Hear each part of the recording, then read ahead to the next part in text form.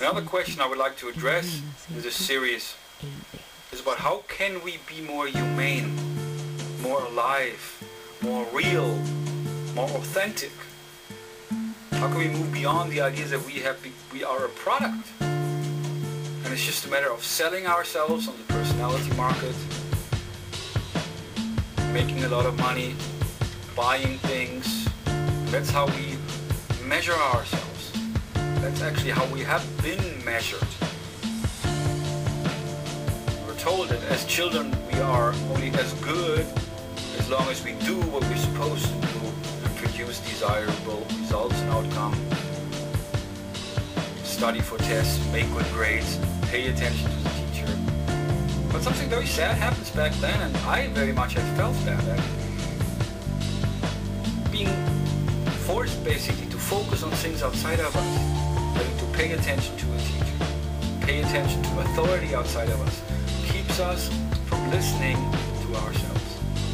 And children actually are the greatest teacher, because children are free and children are true. They have this great sense of imagination, wonder about life. We forget as we grow up, become part of the system, serves this world, this mechanical world.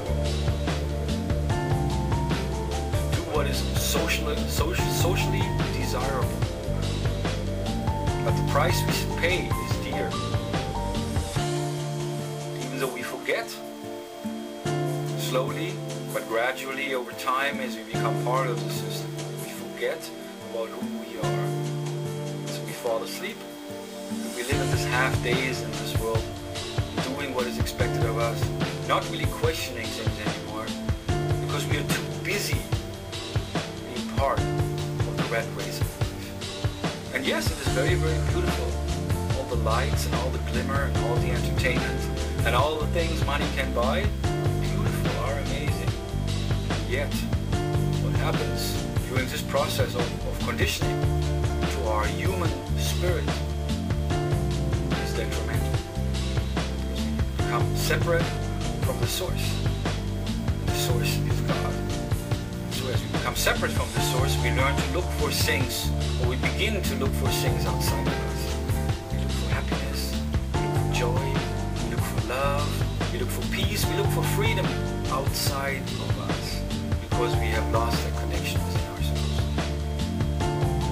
Yet we can learn to overcome that separation, and we can become reacquainted with our humanity, with our creativity, with our love. Because ultimately we share that with each and every human being in this world. We're all created to create, and we actually create all the time. We manifest our reality through our thoughts. The realizations about our inner world, our experiences, what we have learned through those, the things we realize. Many times though we are not aware of them, but still we always actualize what we realize. Our inner world, the realizations we have, the things we have learned, we manifest in reality. So the trick is really, that's, I hope to be able to inspire that awareness about how that works, and to become really aware of what those realizations are. And then we need to begin to work on those, to change old dysfunctional patterns, which is a more effective way of relating ourselves to the world, a more proactive way of being. Learning to gain control over ourselves, learning to be in charge of our own life, and to not be the way we are because that's how other people want us or need us to be. Because ultimately, we need to love ourselves. And what that means is we need to be true to ourselves. From what I've seen in this world, it is very superficial, very much based upon impressions, and the facade, the image we give, how we appear. But what's real and what's true, that's really what we find who we truly are, who we really are, our humanity, and that's where we find God, and that's where we find truth. And it is this truth that will set us free. And of course we all have learned truths, we all have developed our own philosophy, and so ultimately we all teach what we have learned. That's why communication is so important, that by really listening to each other, without the need to argue, without the need to debate over who's right and who's wrong, that's really how we can come together. That's how we can learn.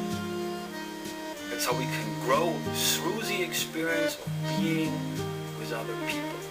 And actually the more different other people are, the more different their viewpoint, their philosophy is, the greater the opportunity for us to learn from them. Coming back to the idea that life is learning, which is the basic idea behind this channel. The channel of Realize to Actualize. That life is learning and we are what we have learned. But really to become a student in the school of life is possible once we learn to open ourselves up to the reality outside of us. And there it is not so much about what we approve of, not even about what we like, not even about what we agree with, but it's about acceptance. Only through acceptance we can learn to see things as they are. We can learn to see other people as they are. And there we can learn then to, as we go through experience, to slow down enough. So we can then see ourselves more clearly in the eyes, through the eyes of others. Don't focus so much on if I like them, or if I agree with them, or if they are the way I want them to, or I need them to be. Just see them for who they are. Acceptance will help us to come together. I really believe it's time for us to come together beyond those superficial differences which have divided human beings ever since the beginning of time. The reason for war, mine versus yours, my rights versus your rights, my God versus your God.